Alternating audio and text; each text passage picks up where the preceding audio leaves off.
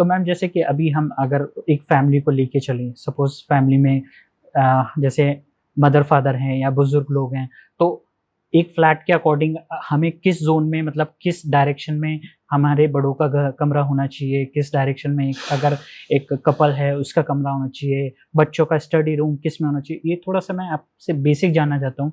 क्योंकि अगर कोई नया फ्लैट लेने जा रहा है या कोई ज़मीन पे घर बनाना जा रहा है, तो उसको क्या चीज़ों का ध्यान रखना चाहिए कि ये रूम मुझे अपने पेरेंट्स को देना है, ये रूम मुझे रखना है, ये रूम इस डायरेक्शन में मुझे बच्चों की स्टडी टेबल रखनी है, तो वो थोड़ा-सा बेसिक आप बताइए? बड़ों का कमरा हमेशा नॉर्थ नॉर्थ ईस्ट में होना चाहिए। ये एक हीलिंग की दिशा होती है, जहाँ पर बड़ों की शायद हर एक कोई उस एज में आके सबको ही एक कुछ ना कुछ छोटा-मोटा बीमारी या कुछ लगा रहता है।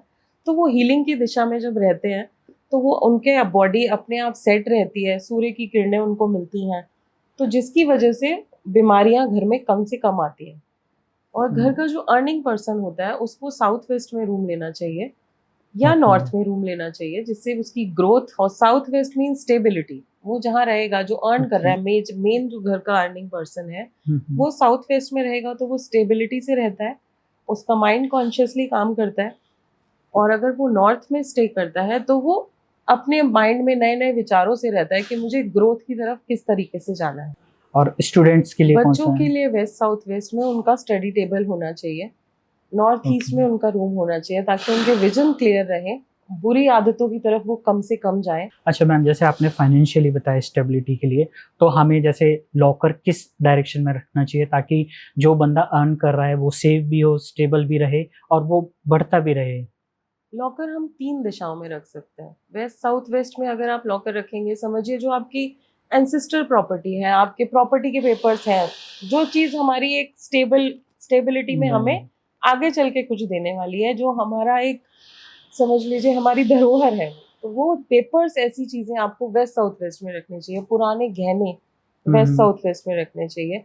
अगर आप प्रॉपर्टीज़ का काम करते हैं, ओके। आपका फाइनेंस का वैसे काम है और वैसे आपके पेपर हैं जो आपकी पैसे आते हैं और वो रोटेशन में चलते हैं, हुँ, तो हुँ। वो पैसा आपको नॉर्थ में रखना चाहिए ओके। कि उसकी रोटेशन बनी रहे। और आप जो rotation. Property sale and purchase का काम कर रहे हैं, ऐसा कोई बिजनेस है आपका, तो वो भी रोटेशन चलती रहे। वहाँ जल तत्व रहता है, ओके, जल तत्व का काम है अपने आप में रोटेशन में रहना, बहना।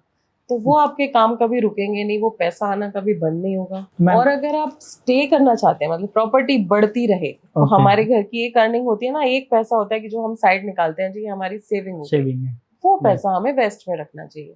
और मैम जैसे कि हमारे वास्तु में किचन का बहुत इम्पोर्टेंट रोल है। आजकल लेडीज़ हैं क्योंकि फ्लैट्स में क्या होता है कि किचन किसी भी डायरेक्शन में बिल्डर दे देता है।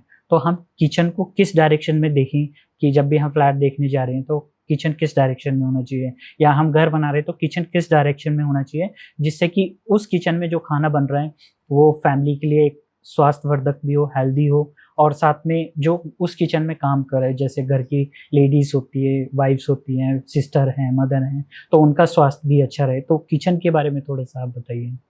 किचन बनाते समय या देखते समय हमेशा ध्यान दीजिए किचन घर में वेस्ट में हो या साउथ ईस्ट, जो एक प्रॉपर अग्नि तत्व है, वहाँ किचन होना सबसे अच्छा माना गया है।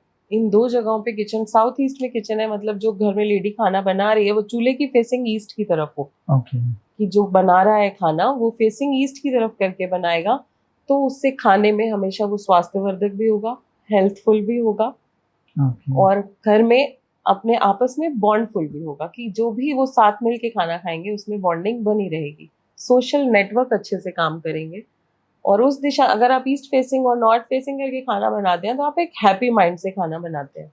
और यही ओके, खाना अगर आप साउथ फेसिंग करके बना रहे हैं तो आप एक एग्रेसिव माइंड से खाना बनाते हैं। वो जो ऑटोमेटिक होगा, इंसान दूसरी साइड में अगर किसी भी तरह है, वो साउथ फेसिंग खड़े होके खाना बना रहा है, हुँ, तो हुँ, वो उसके माइंड में गुस्सा, एग्रेशन अंदर ही अंदर कुछ ना कुछ चल रहा चल होगा, रहा है, जो खाने में साथ में आ एनर्जीज़ जाएगा। मिक्स होगी और जो सब हुँ, खाएँगे, उनका बिहेवियर भी वैसा ही हो जाएगा। हुँ, राइट।